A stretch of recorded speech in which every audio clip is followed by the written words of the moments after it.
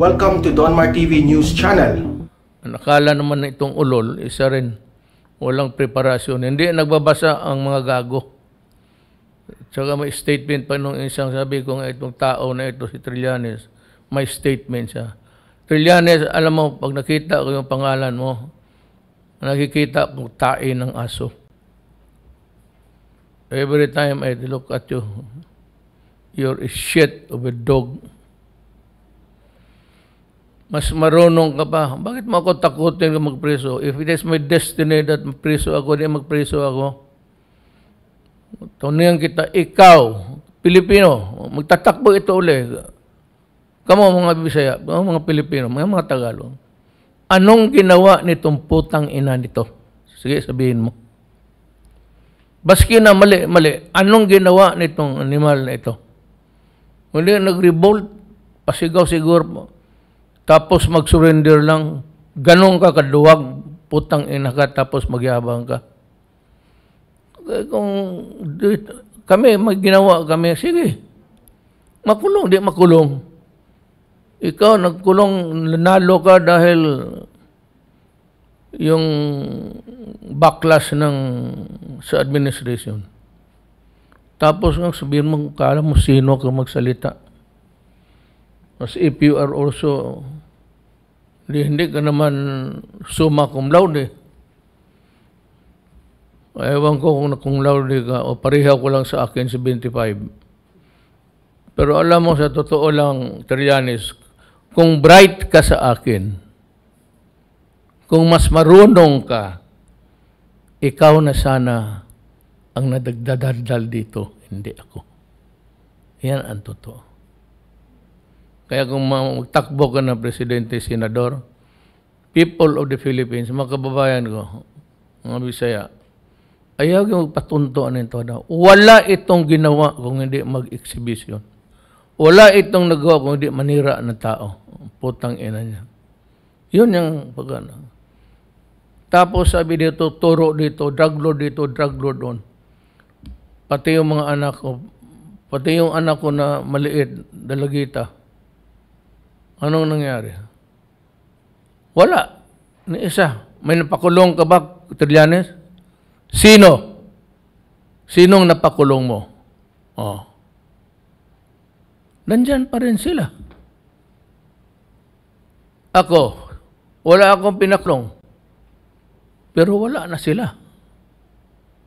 Ikaw daldal, nandyan pa sila.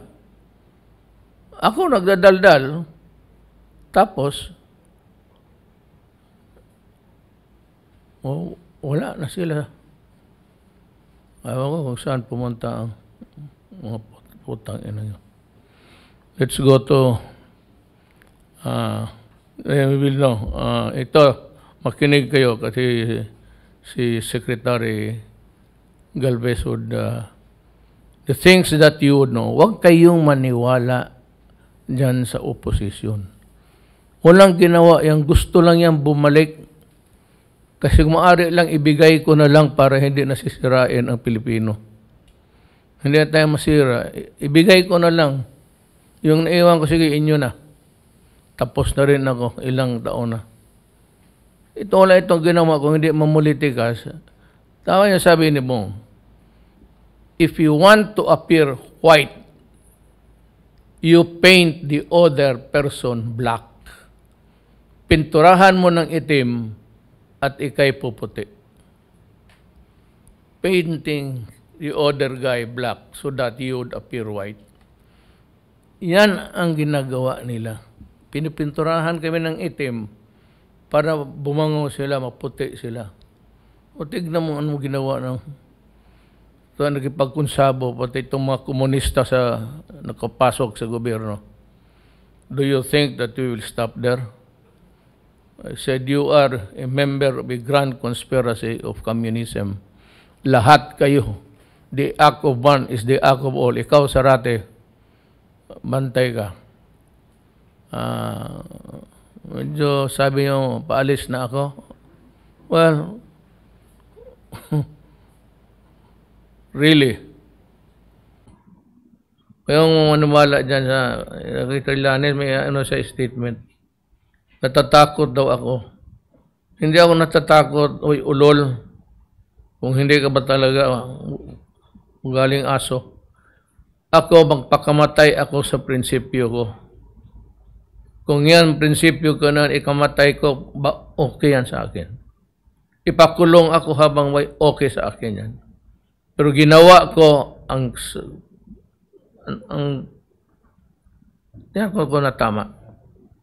Kaya ikaw, paribol-tribol, pasigaw-sigaw dyan sa Makati, tapos sinira yung hotel, tapos nakulong, nag-surrender lang pala ang putang, duwag mo leche ka. Pagkatapos tumakbo ng senador, ayun, naging gusto niya, superstar siya. Sabi ko nga, never I see you or hear your name, I remember the shit of a dog. Para kang tae ng aso. It's not because I am overly dependent on the military. I am an elected. Hindi naman ako natakot, magkudit-takot. Sinabi ko nga, sabihin lang ninyo, alis, huwag na kayo magdala ng tangke de guerra, alis ako. But the problem, ang ano natin is the people. Kung sabi mo, hindi mo kaya, Duterte, you know, I have to weed out incompetence. Listen very carefully to all and sundry. I do not want you becoming a dead wood. If you cannot perform what is expected of you, then the best that you can do, for decency's sake, resign. And do not wait to be fired. Because masakit yan, mapahiya ka. And the only reason perhaps, not perhaps, but the only reason people would believe what the cause was, is that you are incompetent. Hindi ninyo ginagamit yung utak ninyo. Next time, you prepare the public. Kayong mga regulators, if there are changes, if there are, I said, innovations there, let them practice it. Ayusin ninyo muna. Huwag kayo basta papasok-pasok, especially if it involves public interest and public safety. Tama ka talaga. Kunin mo na lang yan. Dalagay ka ng old hand dyan. Pero alam mo, sa totoo lang, maraming mga generals dyan nag-retire na utak talaga. Alam ko, some people are criticizing me. Well, because you are not here. Kasi si Duterte kinukuha yung mga, bakit? May alam ka pa sa akin? I've been a mayor for 23 years. Congressman 1 year, 1 term. Vice Mayor 1 term. Then, Presidente, ganito nakatagal. Hindi kaya nagtaka bakit ito ang bunganga ko.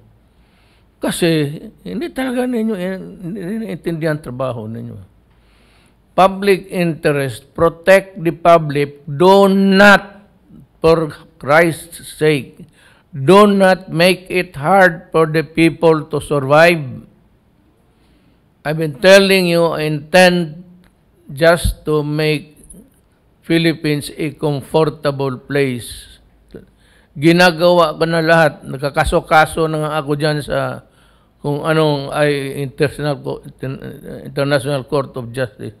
Kagaya ng sa Davao ako, ayaw ko yung hinahampas ko yung mag-cover-cover sa mukha. If you are a criminal, huwag ka magtago dyan sa mga tela, balbalutin mo mukha mo. At my higher duty is really to inform the public. The public must know.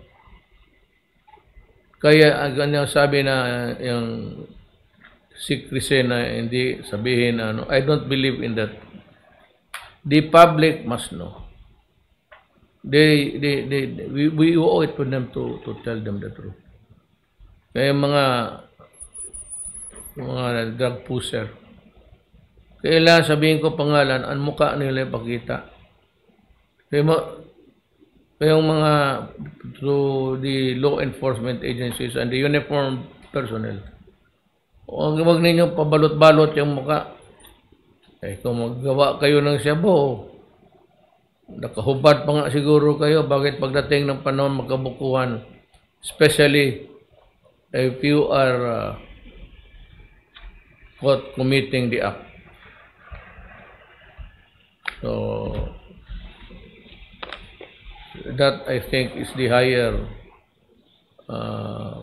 requirement of a public official, especially the president, who is the overall in charge of law and order.